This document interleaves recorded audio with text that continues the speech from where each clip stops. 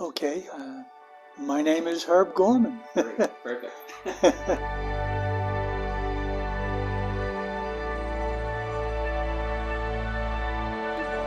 Well, I was born in the Bronx, in New York City, lived in the Bronx until I got married and then moved out to Queens, out to Rosedale.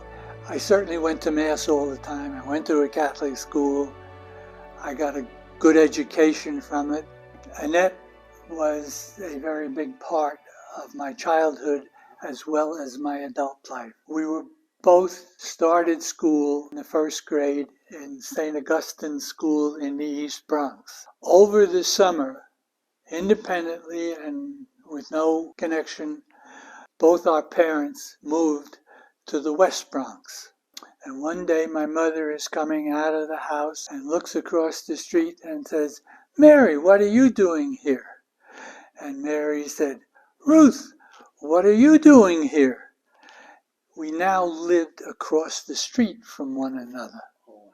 Went to the graduation dance in grammar school. Our parents arranged for the date, and we went to grammar school dance together. Then on August 9th of 1952, everything changed. She woke up with a sore throat and didn't feel too well. They called her the family doctor, and he came to the house and told her parents that she had polio. And she packed a bag, walked herself to the train, walked from the train to the hospital, and by that night was in an iron lung in a coma. And one of the last things she did on the way to the hospital was to drop my birthday card in the mailbox. She had to go by the post office on her way to the bus.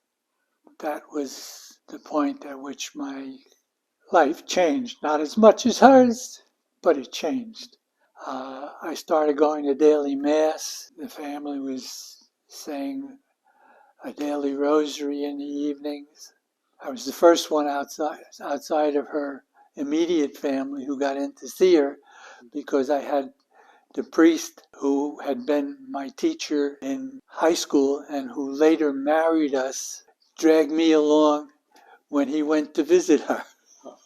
Annette was in the hospital for 2 years before she came home. Annette unfortunately never recovered. The limit of her movement below her neck was that she could raise the fingers on her left hand. Every time I would visit her, she says, "Why don't you go on a date? Why don't you see other girls?" And finally I did. And I would go out and I'd take the girl home. And then I'd go down to the hospital and visit Annette. She, kept trying to get me out of her life because she knew what her life was going to be.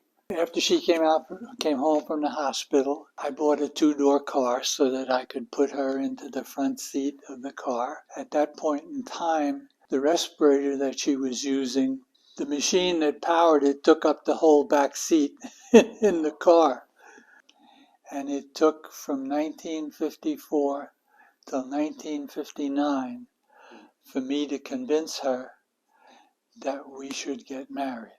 And we finally did. Before we married, Annette wanted to talk to the doctor, the two of us to talk to the doctor, and he said that we should be able to count on 10 to 15 good years at least before she would pass. We were married 56 years, which again was a surprise to the entire medical profession. Sure. And he said there was no reason that she couldn't have children, that there was no reason from the polio that she couldn't have children. Our daughter was born in December of 61, and we had been married at the time 2.5 years. Well, we knew it was God's will. I mean, this is what he had chosen for us, and he must have had his reasons. And as we went through it, everything in our life got easier because of other things that were happening in the world. And all of a sudden there were laws coming along that made life easier. They had to have curb cuts on the streets in the city. They had to have buses that kneeled, and you could roll a wheelchair right into the bus. The machine itself went from being a machine that took up the two back seats in the car to a one-handled cosmetic case. Everything made life easier. You had to thank God for this. But when we came down to Florida, the nurse that we had was coming in very early in the morning, so I was able to go out and get to Mass in the morning. And I started doing daily Mass down in Blessed Sacrament. So we were always active in the faith. We prayed together, we said grace together before meals. Annette and I had such a great life together. I mean, we did everything. We did things that able-bodied people have not done. We traveled the world. We were in Canada twice. We were in Puerto Rico twice. We were in Spain, and Italy, in France, Switzerland, and in England. We were able to do all these things, and we did them. And she had always said, no machines if I go in the hospital. But what we had agreed was that we would do the dialysis until her blood was back where it should be, until everything was right, and then we would see if the kidney took over. If the kidney took over, fine, she would come home. If it did not, that was what God wanted. And I was perfectly prepared for either outcome. Her daughter and I were each with her, holding a hand when she passed. It was not a difficult time for me because I was so happy for her. And we had had all these years, all these good memories. I said, if I was walking around with a sad face and tears in my eyes, Annette would come back and slap me upside the head. That was the way it was. I knew that if she was not with God, there was not a heck of a chance for the rest of us. After Annette died, I resumed daily Mass, and we had both known Cece from church and from the ministers to the sick. She always used to be at those meetings. She'd come over and talk to Annette. She and Annette were friends. I was an aside. And they were two of a kind. They were both empathetic, is the word I want. They could see somebody, look into their eyes, and see that they needed help or that there was something wrong. I came to know it working with her on the bereavement ministry. And I would see Cece at the Mass, and God has strange ways, but if you are a Catholic, you have to know that He's there and He's doing things. There's a website called Catholic Match, and it used to pop up on my emails routinely, and I'd click it. One time I just decided, just for kicks, if I'm going to look for a wife, I would look on a Catholic Match. So I start on this thing one day, but I'm flipping through a couple of pictures, and here's this redhead. I said, for heaven's sakes, she's the one that's been trying to get me to come to the widower's breakfast all the time. So the next day, I call her on the phone, and she said, are you calling about the widowers? I said, no, I'm calling because I'd like to ask you out to breakfast after Mass on Tuesday. Well, it turns out Tuesday is Valentine's Day. She says, that's Valentine's Day. I said, yeah, I know. I didn't. We go out to breakfast, and virtually the first thing out of her mouth when she sits down is, I want you to know that I have no intention of ever getting married again.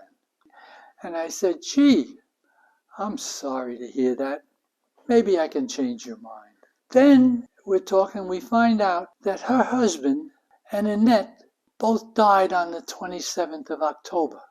16 years apart, but the same date.